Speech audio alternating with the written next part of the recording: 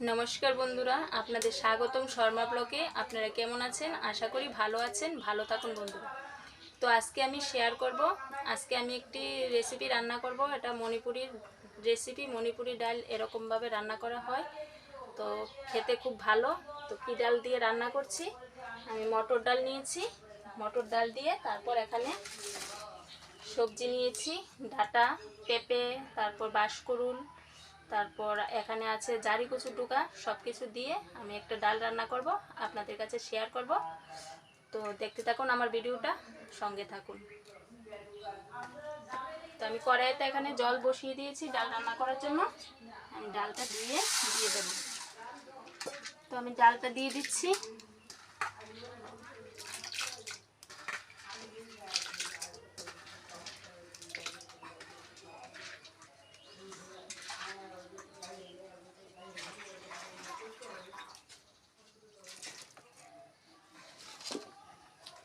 তো আমার ডালটা সিদ্ধ হচ্ছে আস্তে আস্তে, অল্প সিদ্ধ হয়েছে। এখন আমি বাঁশকুড়ুলগুলো কেটে রেখেছি, এগুলো দিয়ে দেব।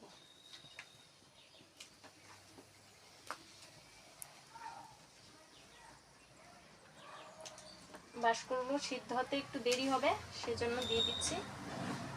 আর পেঁপে, ডাঁটা এগুলো পরে দেব, আর অল্প সিদ্ধ হওয়ার পর।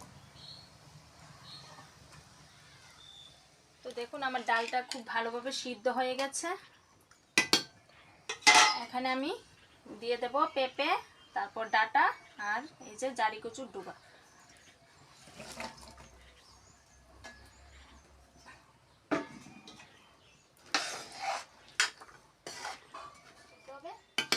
আর এদিকে দেখুন আমি মশলার জন্য আদা, ধনে, জিরা, মরিচ, কাঁচা লঙ্কা নিয়েছি, এগুলা বেটে নেব এখন।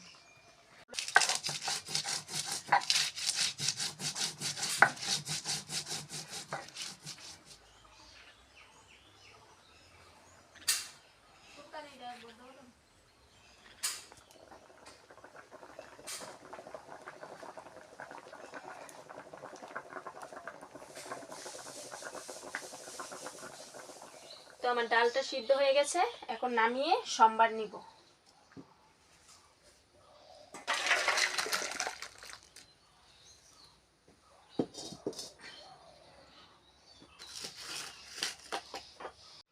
তো আমি এখন সম্বার দেওয়ার জন্য কড়াইতে তেল দিয়ে দিচ্ছি।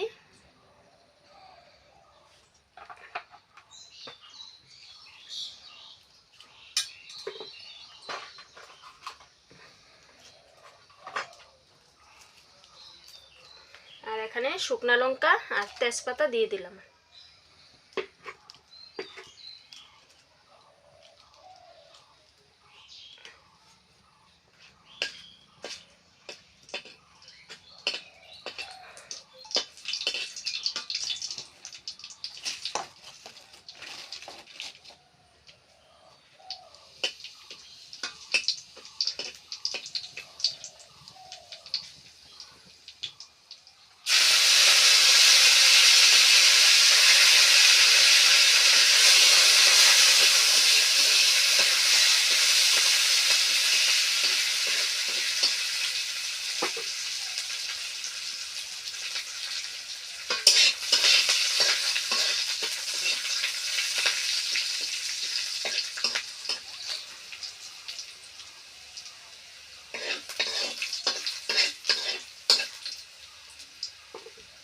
এখন মশলাটা দিয়ে দেব।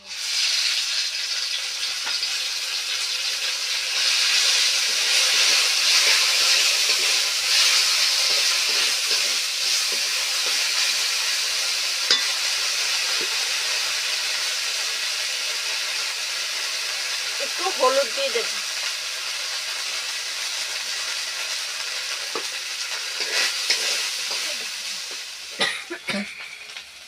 এখন ডালটা ঢেলে দেব।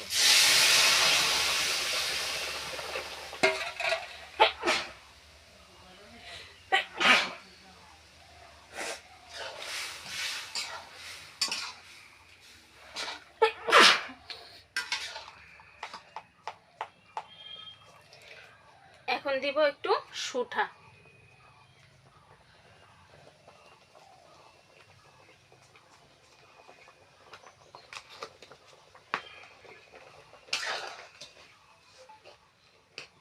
দেখুন সুটা দেওয়ার পরই ডালের কালারটা অন্যরকম হয়ে গেছে।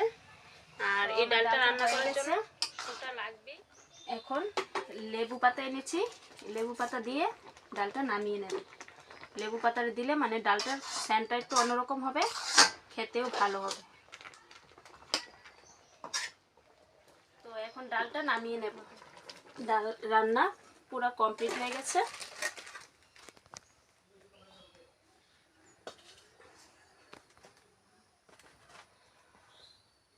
তো বন্ধুরা, আমার রান্নাটা কেমন হয়েছে কমেন্টে অবশ্যই জানাবেন। আর প্লিজ দয়া করে আমার চ্যানেলটাকে সাবস্ক্রাইব করুন। ধন্যবাদ আপনাদের। নমস্কার।